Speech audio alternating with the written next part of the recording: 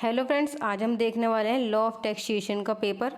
जो most important question है वो, जिसका पेपर आपका होने वाला है 26 मई को और जिसका पेपर कोड है 2006। ठीक है, इसके इम्पोर्टेंट क्वेश्चंस हैं।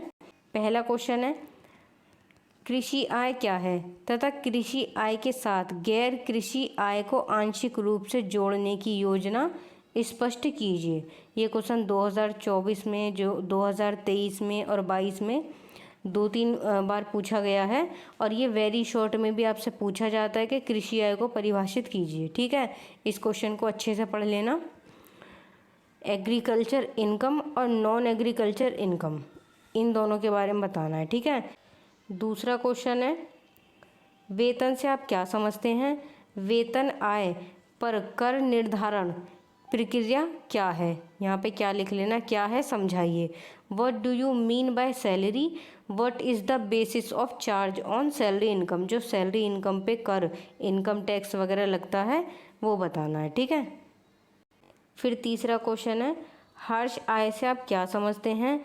व्यापार एवं पेशे की आय गणना करते समय करदाता, जो टैक्स देने वाला है, करदाता को हाश की कटौती किस प्रकार मिलती है समझाइए।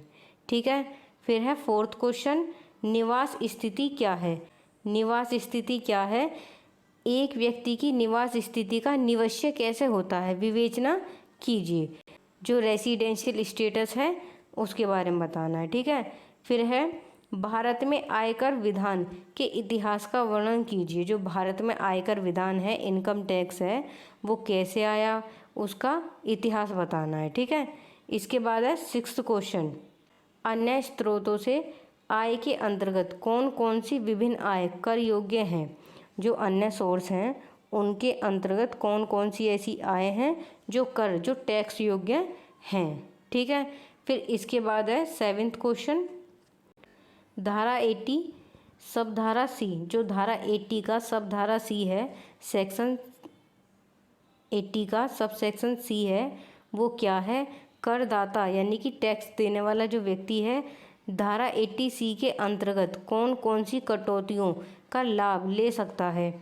आयकर की नई योजना के अंतर्गत धारा 80 सब सेक्शन सी के अंतर्गत होने की विवेचना कीजिए। ठीक है, फिर है क्वेश्चन नंबर 8, अस्थियां शब्द को परिभाषित कीजिए। उन संपत्तियों का उल्लेख कीजिए जो धनकर अधिनियम के प्रयोजन के लिए अस्थियां नहीं मानी जाती। ठीक है, फिर 9th क्वेश्चन है, भवन संपत्ति से आय को समझाइए। कौन से लोग भवन संपत्ति के स्वामी मान लिए जाते हैं? जो भवन संपत्ति है या फिर गृह संपत्ति है वो बतानी है। ठीक है, फिर इसके बाद है वेरी शॉर्ट के कुछ क्वेश्चन, जैसे कि पूंजी लाभ की गणना की विवेचना कीजिए, या फिर दूसरा है, पूंजी संपत्ति से आप क्या समझते हैं? और तीसरा है, स्थायी लेखा संख्या पेन से आप क्या समझते हैं? और चौथा है, गत वर्ष की परिभाषा दीजिए। वेरी शॉर्ट क्वेश्चन आने के चांसेस कम होते हैं क्योंकि वेरी शॉर्ट में वो कुछ भी पूछ लेते हैं, लेकिन फिर भी आप इन सभी क्वेश्चनों को पढ़ के जाना, यूनिक से सारे क्वेश्चन पढ़ लेना। मैंने पहले ही कहा था कि मैं आपको टैक्स नहीं पढ़ाऊंगी, टैक्स का मेरे पास कोई भी मैटर नहीं है, ना ही बुक है ना ही यूनिक है, तो मैं टैक्स के कोई भी क्वेश्चन आपको नहीं पढ़ाने वाली हूँ।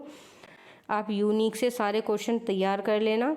ठीक है, और इस पेपर को मैं व्हाट्सएप पे और टेलीग्राम पे सेंड कर दूँगी, वहाँ से ले लेना।